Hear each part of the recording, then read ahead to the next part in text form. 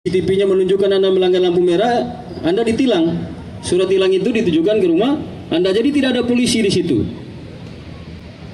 Jadi seharusnya kita juga seperti itu. Tapi sekarang apa yang terjadi? Justru kita jadi masyarakat yang baper. Kita gagap, ya. Kita gagap bernegara dengan memanfaatkan kelebihan dan kecanggihan teknologi informasi. Dan Anda lihat sekali bangsa ini begitu gamang.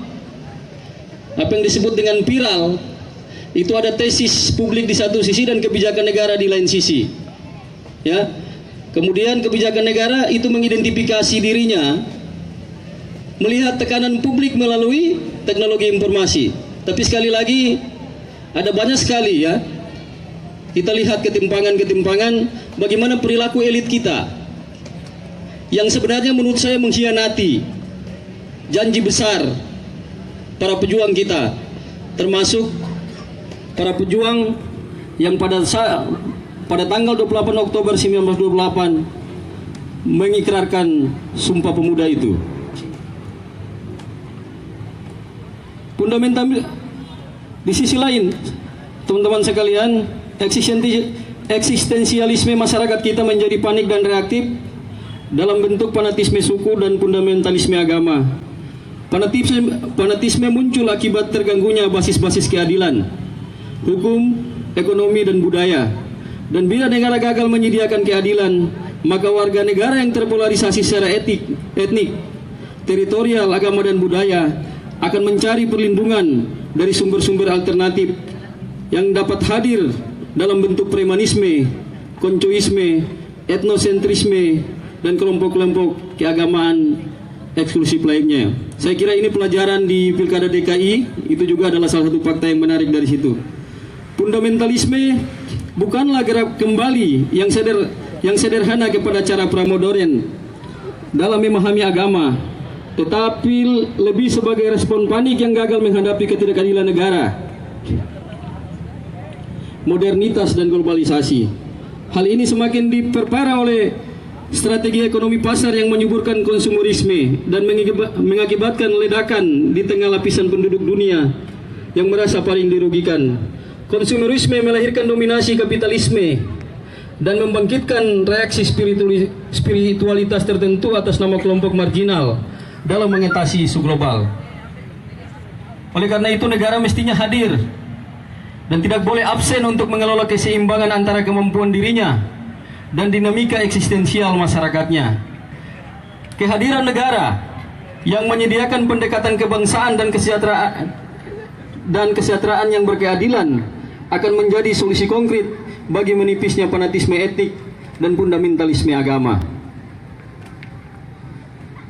Seluruh keadaan ini menunjukkan adanya suatu paradoks antara bekerjanya prosedur-prosedur kebebasan di tengah kehidupan sosial yang terdigitalisasi dengan harapan tercapainya substansi tujuan berbangsa dan bernegara. Dalam keadaan inilah Sumpah Pemuda perlu diucapkan untuk menegaskan kembali keberpihakan total kaum muda pada cita-cita dan nasib masa depan bangsanya. Saudara-saudara, kaum muda yang saya hormati, Sumpah Pemuda bagi saya menegaskan dua pesan. Yang pertama adalah Sumpah Pemuda sebagai protes atas relasi sosial kolonialisme. Daerah-daerah yang senasib mengalami penjajahan pada saat itu kemudian mendeklarasikan, mengikrarkan apa yang kita sebut sebagai Sumpah Pemuda. Yang kedua, saudara-saudara, Sumpah Pemuda sebagai pesan. Dulu Sumpah Pemuda itu sebelum kita merdeka. Sekarang Sumpah Pemuda sebagai pesan. Artinya apa? Setelah kita merdeka. Ya, sebagai pesannya kandungan aksiologis Sumpah Pemuda sebagai konsolidasi gerakan protes atas ketidakadilan ekonomi,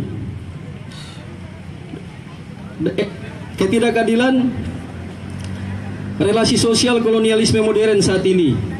Sesungguhnya Sumpah Pemuda harus diletakkan sebagai momentum konsolidasi gerakan prophetik dan progresif melawan segala macam bentuk ketidakadilan modern yang menggerogoti praktek kebangsaan dalam berbagai rupa bentuk, neokolonialisme, feodalisme, kleptokratisme, fanatisme etnik, fundamentalisme agama yang membonceng dalam praktik-praktik kekuasaan politik maupun kuasa wacana.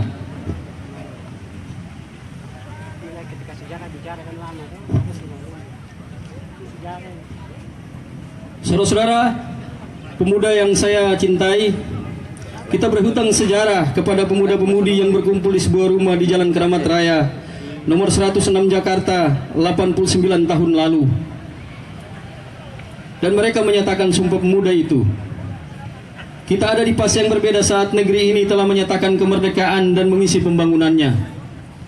Soekarno-Hatta dengan gemilang menyatakan proklamasi 17 Agustus 1945 pun memiliki pesan kesejarahan yang sama. Soekarno berkata, seorang pemimpin tidak berubah karena hukuman.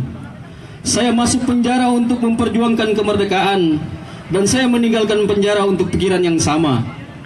Menurut Bung Karno, di seluruh negeri kita yang kelihatan hanyalah sukaran, kekurangan, dan kemelaratan. Di dalam keadaan yang demikian itulah kita memulai kemerdekaan bangsa kita. Hatta memberikan pesan persatuan kebangsaan yang maha penting dengan berujar, keadaan kita tidak ditentukan oleh bahasa yang sama dan agama yang serupa, melainkan oleh kemauan untuk bersatu. Negara bangsa adalah proses yang menjadi yang terus-menerus, dan karenanya pemuda tidak boleh merasa puas ataupun putus asa. Gunnar Myrdal berkata, tidak ada negara kaya atau negara miskin. Yang ada hanyalah negara yang gagal mengatur dirinya dan negara yang berhasil mengatur dirinya. Peraih Nobel Amartya Sen juga berkata kepada kita, kemiskinan itu bukan karena kita tidak memiliki apa-apa, namun karena kita tidak dapat melakukan apa-apa, saudara-saudara. Maka deklarasi Jom Ambon hari ini, hemat saya, haruslah merupakan arus balik mengembalikan daulat negara kepada daulat rakyat. Nasihat usang, jangan tanyakan apa yang negara berikan kepadamu, tetapi tanyakan apa yang kau berikan kepada negaramu, adalah pendapat yang mestinya kita hargai dan junjung tinggi. Namun ini saatnya era welfare state, negara kesejahteraan, di mana sudah semestinya kita memperbaiki posisi negara bangsa dalam menunaikan janji konstitusionalnya, yaitu menyediakan keadilan sosial bagi seluruh rakyat Indonesia. Saudara-saudara pemuda yang hari ini hadir, dan itu tugas kita, tugas saya dan Anda, untuk senantiasa menjadi pejuang untuk mewujudkan itu semua. Terima kasih. Salam kebangsaan bagi kita semua. Wabillahi taufiq wal hidayah. Wassalamualaikum warahmatullahi wabarakatuh, dan selamat malam. Salam pemuda. Salam kebangsaan. Terima kasih.